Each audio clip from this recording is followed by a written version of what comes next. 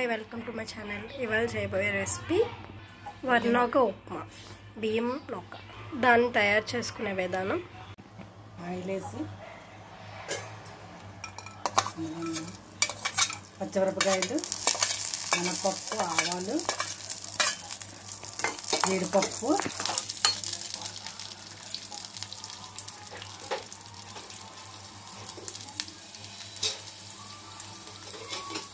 పప్పు, పచ్చెనపప్పు వేసి వేపాక ఒక గ్లాసు నూకకి 2 గ్లాసులు వాటర్ పోసుకోవాలి.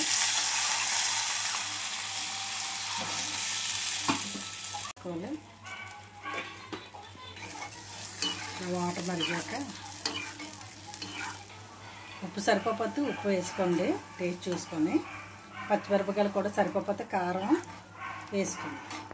ఇలా మరిగాక నూకని ఇలా కలుపుకుంటూ వేసుకోవాలి.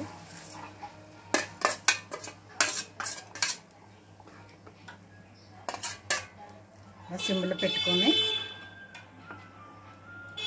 మూత పెట్టుకొని.